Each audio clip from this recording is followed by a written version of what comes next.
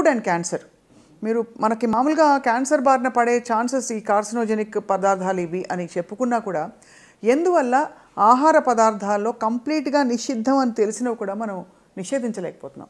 ఉదాహరణకి టొబాకో మంచిదని ఏ డాక్టర్ అనరు, కొంచెం తీసుకుంటే పర్లేదని ఎవరు అనరు. ఎందుకు సార్ దాని పట్ల ఒక క్లిష్టమైన నిర్ణయం తీసుకోలేకపోతున్నాం? What you feel is the impact of all these foods? అంటే ఐ డోంట్ సే టొబాకో కూడా ఒక రకంగా చెప్పాలంటే మ్యానుఫ్యాక్చర్ ఏ ఉద్దేశంతో దాన్ని తయారు చేశారో ఎగ్జాక్ట్గా అదే పర్పస్ ఫుల్ఫిల్ అవుతుంది. రైట్. అంటే మ్యానుఫ్యాక్చర్ కూడా తెలుసు అండి, మోర్ దాన్ 3000 కార్సినోజన్స్ ఉంటాయి. అందులో అట్లీస్ట్ 50 నోన్ టాక్సిక్ కెమికల్స్ ఉన్నాయి which are proven beyond doubt. ఇప్పుడు మీరు అన్నట్టుగా ఎందుకు దీన్ని మనం ఆపలేకపోతున్నాం? సో అంటే it requires lot of political will and it's beyond, అంటే మన ఎఫర్ట్తోనే ఇది అవుతుందని అనుకోను. అంటే ఇప్పుడు ఏమవుతుంది, వాళ్ళ ఎంప్లాయ్మెంట్ గురించి ఆలోచిస్తారు. ఇప్పుడు బీడీ వర్కర్స్ గురించి కానీ ఆలోచిస్తే so many people will be unemployed, లేకుంటే వాళ్ళకి ఇక డైలీ వేజెస్ పోతున్నాయి, రకరకాల యూనియన్స్ వస్తాయి. So government has got so many other pressures. Of course tobacco lobby గురించి మీకు తెలియదు ఏముంది. అవును. అంటే మీరు ఇప్పుడు సిగరెట్ ప్యాక్ మీద మీరు ఆ యొక్క బొమ్మ పెద్దగా వేసినంత మాత్రాన భయపడి ఆపేస్తారా అంటే I don't think it's working అండి. అంటే ఫియర్తో మనం కంట్రోల్ చేయలేం. కరెక్ట్. అంటే we need that strong will. ఒక ప్రభుత్వాలు ఒక స్ట్రాంగ్ డిసిషన్ తీసుకుని దీన్ని ఆపగలగాలి. సో మీరు చెప్పండి సార్, ఇవాళ టొబాకో ప్రోడక్ట్స్ వల్ల, టొబాకో వల్ల ఎంత హాని జరుగుతుంది?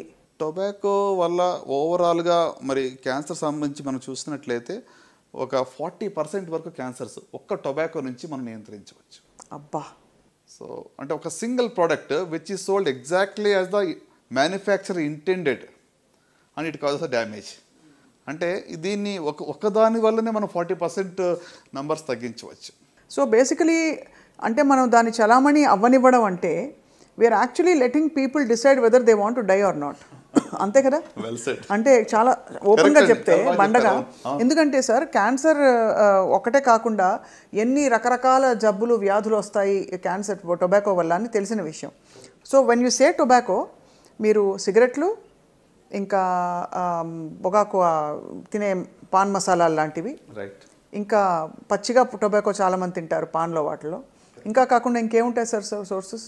అంటే డిఫరెంట్ వేస్. ఇప్పుడు ఇక పాన్ మసాలా కానీ పాన్ పరాగ్స్ కానీ నోట్లో వాళ్ళు ఓవర్ నైట్ ఇక మరి చూజ్ చేసి ఓవర్ నైట్ నోట్లో పెట్టుకుని పడుకుంటారు చాలామంది, స్లోగా రిలీజ్ అయ్యి వాళ్ళకి ఒక కిక్ ఇస్తుందని చెప్పి. సో ఈ యొక్క టొబాకో ప్రోడక్ట్స్ ఒక్కటి వల్లనే చూయింగ్ ఆర్ మన ఐ థింక్ ఒక్క స్టెప్లో ఒక 40% మనం గెయిన్ పొందవచ్చు. సో మన డిస్కషన్ని కొంచెం ప్రేక్షకులకి బాగా అందించడానికి సార్, ఫుడ్స్లో కంప్లీట్గా నిషిద్ధం, పాక్షికంగా నిషిద్ధం, అండ్ మూడోది బహుశా మన చేతిలో లేని, ఉదాహరణకి ఫర్టిలైజర్ అవశేషాలు లేక టాక్సిక్ కెమికల్స్కి ఫ్రూట్స్ అండ్ వెజిటబుల్స్ ఎక్స్పోజ్ అవ్వడం లాంటివి పెట్టుకుని మాట్లాడదాం sir, for us to understand. ఈ నిషిద్ధం అనే కేటగిరీలో మీరు టొబాకో పెడుతున్నారు, ఆల్కహాల్ కూడా ఇంచుమించు అదే కేటగిరీకి వస్తుంది కదా సార్, కంప్లీట్లీ బ్యాండ్, అస్సలు మంచిది కాదు. ఇక రెండో కేటగిరీ మంచిది కాదని మనకు తెలుసు, ఫాస్ట్ ఫుడ్, తర్వాత బాగా high carbohydrate, high sugar foods, junk food, కోలాసు, ఇవన్నీ కూడా. సో వీటి గురించి చెప్పండి సార్, ఎంత తీవ్రమైన ప్రభావం? డెఫినెట్గా రండి. ఇప్పుడు ఆయిలీ ఫుడ్ ఇక అంటే హై క్యాలరీ, ఇప్పుడు చాలామందికి తెలిసి ఉంటుంది కార్బోహైడ్రేట్స్ ఎక్కువ ఉంటే అసలు కొంతమంది క్యాన్సర్ వస్తే షుగర్ కార్బోహైడ్రేట్ తీసుకోవడం మొత్తం మానేస్తున్నారు.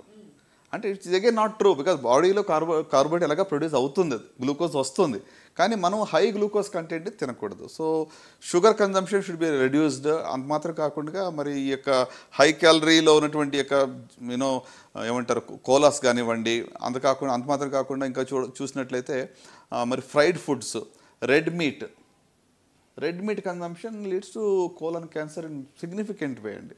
సో అంత మాత్రం కాకుండా ప్రాసెస్డ్ ఫుడ్ అనమాట.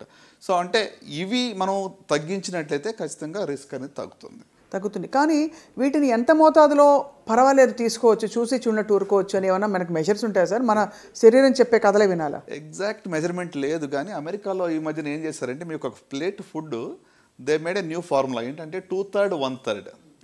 సో 2/3 ఏంటంటే గ్రీన్ లీఫీ వెజిటేబుల్స్, ఆకుకూరలు, ఇంకా లేకుంటే వెజిటబుల్స్ ఆల్.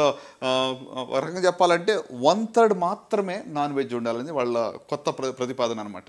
సో మీ ప్లేట్లో 2/3 should be full of vegetables, 1/3 is non veg. It could be chicken, it could be fish, లేకుంటే మీట్ కావచ్చు, ఏదైనా తీసుకోవచ్చు. సో అట్లా బ్యాలెన్స్గా మనం తీసుకోవడం ఇంపార్టెంట్. అంటే మీరు అడిగారు కదా ఎంత మోతాదులో తీసుకుంటేనే సరిపోతుంది అనేది ఎగ్జాక్ట్ మెజర్మెంట్ లేదు. లేదు, ఎవరికి వారు డిసైడ్ చేసుకోవాలి. అంటే food is medicine.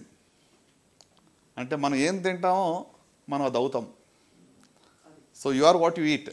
The message is clear. So మీరు ఇప్పుడు ఇందాక ఫుడ్ గురించి ఇంత మీరు స్ట్రెస్ చేస్తున్నారంటే దాని అర్థం ఏంటి అంటే డెఫినెట్గా ఏం తిన్నప్పుడు కూడా మనం మైండ్ఫుల్గా తినాలి. కొంత ఏదో దొరికి నేను అంటే ఈ రోజుల్లో యువతకు నేను ఇచ్చే మెసేజ్ మీరు చూడండి, హైదరాబాద్లో నంబర్ ఆఫ్ రెస్టారెంట్స్ చూడండి, పబ్స్ చూడండి, విచ్చలవిడిగా అన్లిమిటెడ్ ఫుడ్ కన్జంప్షన్ జరుగుతూ ఉంది.